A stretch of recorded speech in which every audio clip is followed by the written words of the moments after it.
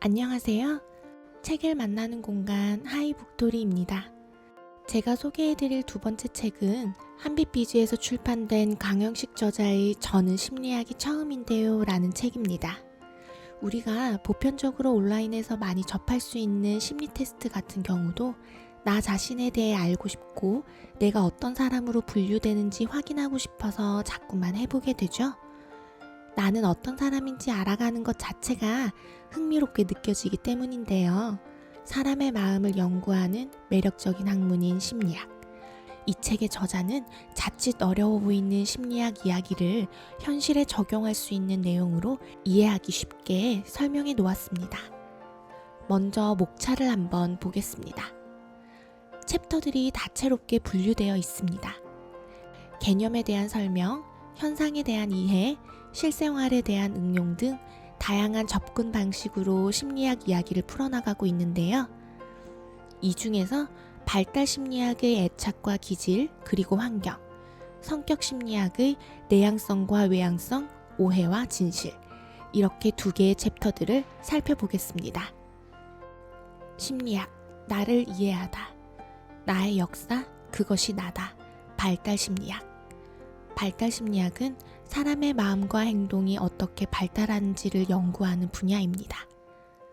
태아기 때부터 시작하여 영유아기, 아동기와 청소년기를 거쳐 성인에 이르기까지 마음과 행동이 어떻게 성장하고 발달하는지를 다룹니다. 정말 엄마 탓일까? 애착과 기질, 그리고 환경. 심리학 공부를 하다 보면 한 번쯤 엄마를 원망하게 됩니다. 심리 상담을 받는 경우도 비슷합니다. 도대체 심리학 공부 도중에 어떤 것을 알았기 때문에 엄마를 탓하는 걸까요?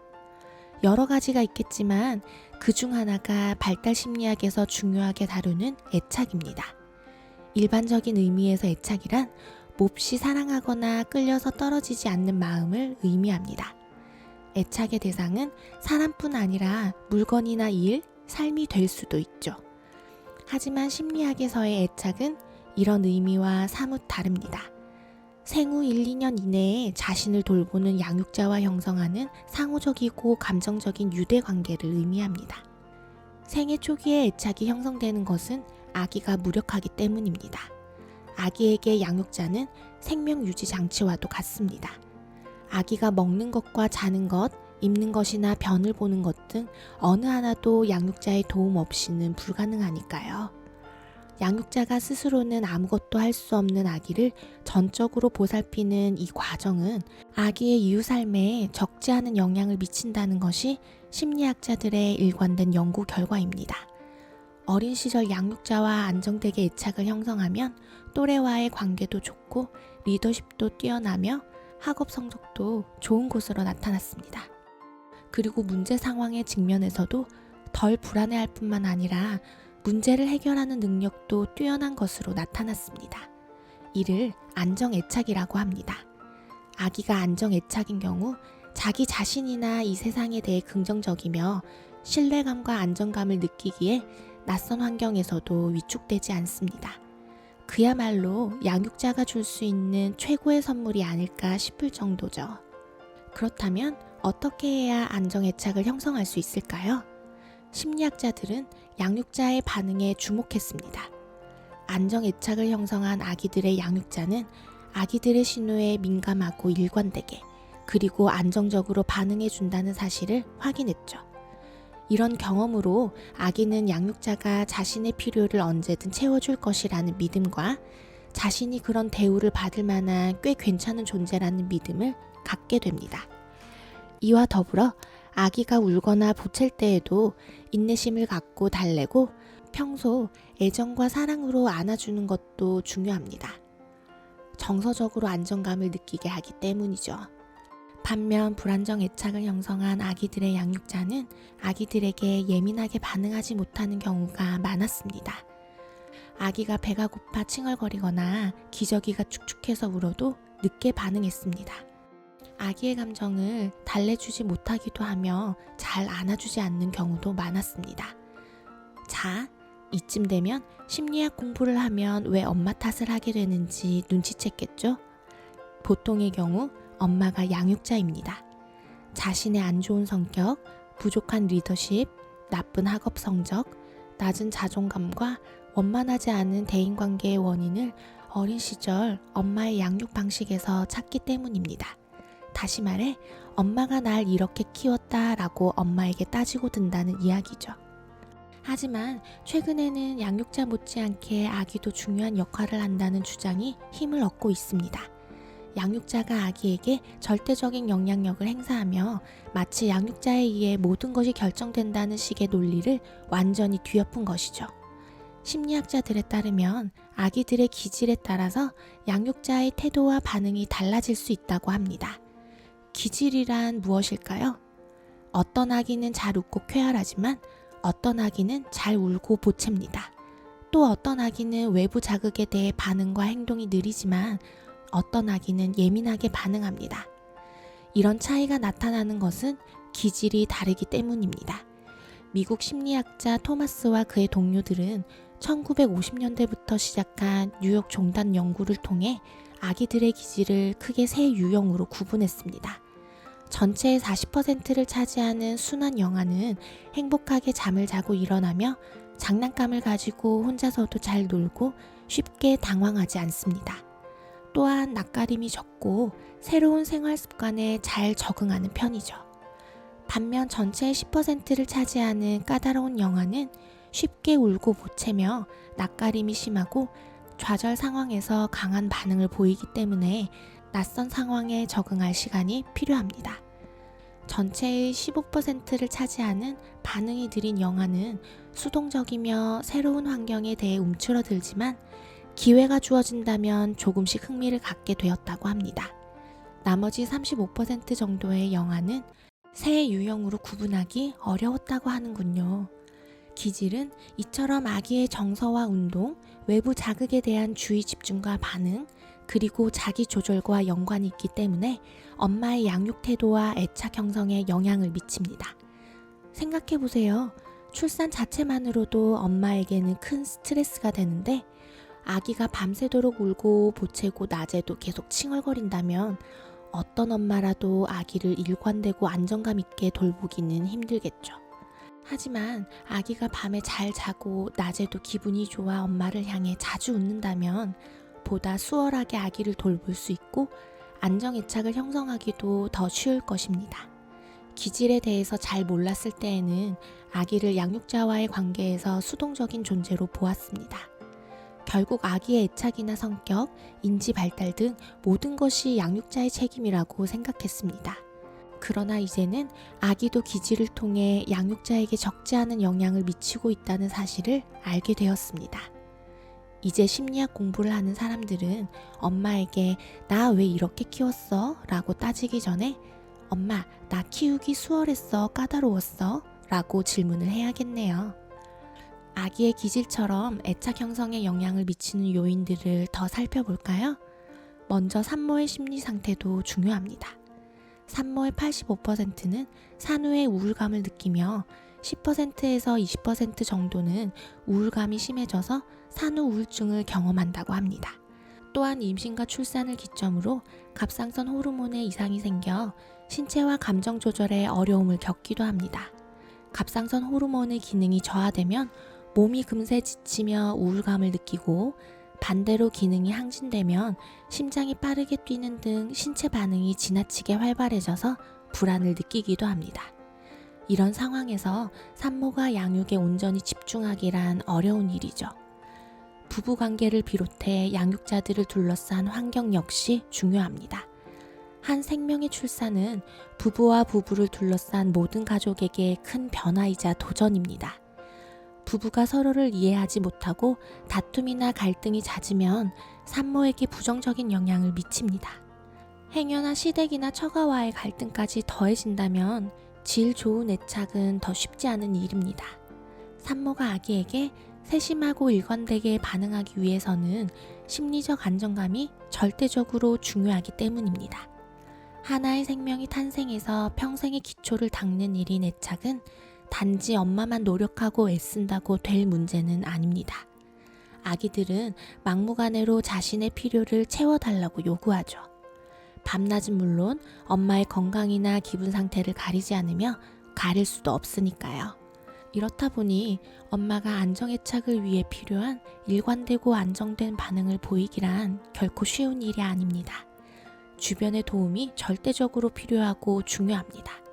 한 사람의 인생에 큰 영향을 미치는 애착 형성은 엄마와 아빠, 그리고 시댁과 처가 등 모든 가족이 함께 노력하고 준비해야 합니다.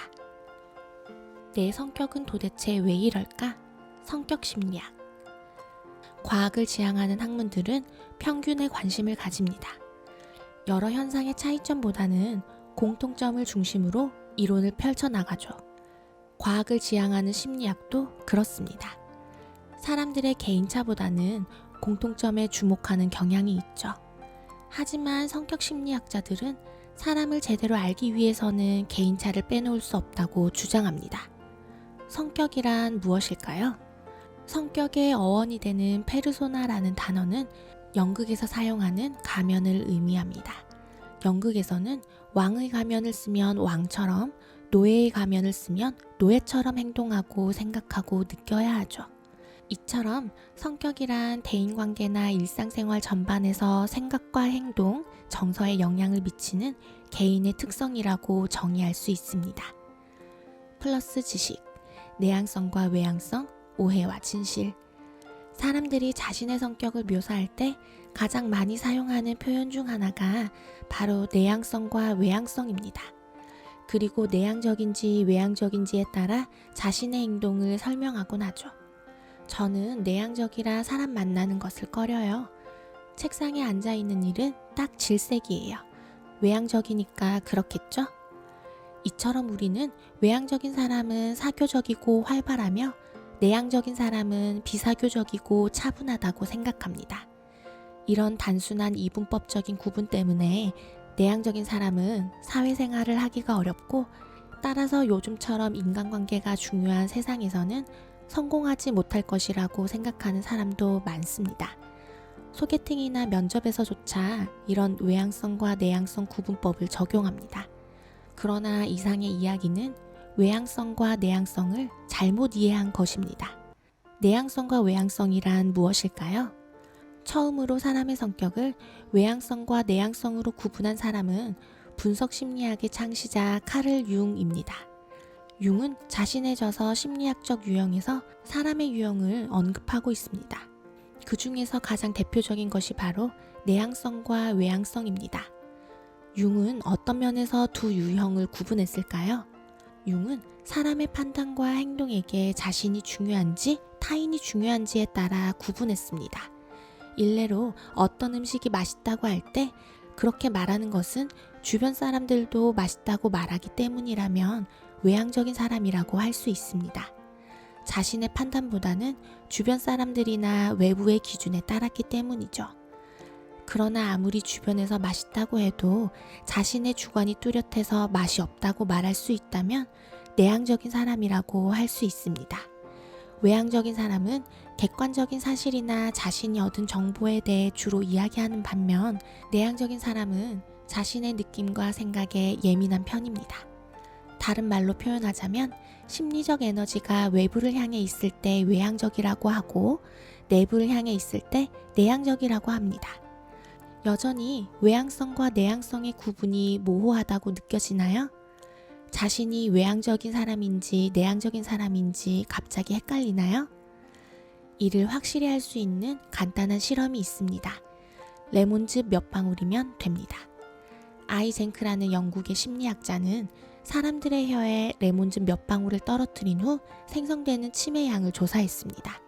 그리고 이것을 평소 침의 양과 비교해 보았죠.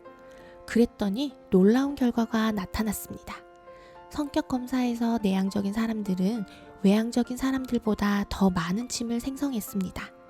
이 간단한 실험이 의미하는 바는 무엇일까요?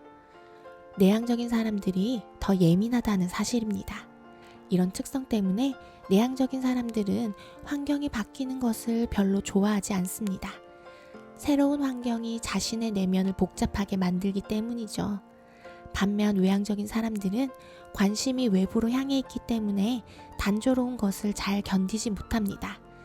뭔가 새로운 것을 계속 원하는 경향이 있습니다. 인간관계도 마찬가지입니다. 내향적인 사람의 경우 감정과 생각을 크게 자극하지 않는 사람들을 만나는 것을 좋아합니다. 보통 오래 만난 친구들이나 가족들이겠죠. 이들과 함께 있을 때는 편안함을 느낍니다. 자신의 생각과 감정을 적절하게 드러내기도 합니다. 하지만 새로운 사람들을 만나는 것은 힘들어합니다. 생각과 감정이 예민해져서 힘들기 때문입니다. 반면 외향적인 사람들은 별로 관심을 끌지 않는 익숙한 사람들보다는 새로운 사람들을 만나는 것을 좋아합니다. 따라서 외향성을 사교적이고 내향성을 비사교적이라고 단순히 구분하는 것은 옳지 못합니다. 누구와 함께하는 것을 더 좋아하는가의 문제라고 봐야 합니다. 보통 내향적인 사람들은 낯선 이들과 함께 있을 때 말수가 적어서 조용한 사람으로 평가받지만 사실 이들의 마음속은 누구보다 시끄럽고 복잡합니다. 겉과 속이 정반대인 셈이죠. 반면 외향적인 사람들은 말이 많습니다. 말이 많아서 실수를 많이 해 주변 사람들로부터 생각 없이 말한다는 빈짠을 듣기도 합니다. 그런데 정말 외향적인 사람들은 복잡하게 생각하고 판단하지 않기 때문에 생각 없다는 말이 어느 정도 맞다고 할 수 있겠네요. 여기까지 책 내용을 조금 살펴보았습니다. 이 밖에도 사회심리학, 우울증과 불안, 조현병을 다루는 이상심리학, 연애에 대한 심리학 코칭, 심리치료, 뇌에 대한 생리심리학, 학습과 인지심리학, 직장생활 심리학 코칭 등 재미있고 쉽게 풀어낸 이야기들이 더 많이 있는데요. 저는 이 책을 제 동생한테도 읽어보라고 추천해줬어요. 심리학 책인데도 계속 흥미롭게 읽어지더라고요. 무엇보다 넓은 범위의 심리학 내용을 비전공자도 이해하기 쉽게 풀어놓은 부분이 좋았습니다. 이론에 대한 설명의 나열이 아닌 상황에 대한 입체적인 접근으로 그래서 그렇구나 라는 말이 책을 읽으면서도 저절로 나오게 되는 신기한 경험도 했고요. 다른 챕터들도 쉽게 이해할 수 있는 흥미롭고 알찬 내용들로 구성되어 있기 때문에 여러분들께서도 꼭 한번 읽어보시길 추천드릴게요. 지금까지 책을 만나는 공간 하이북토리였습니다. 감사합니다.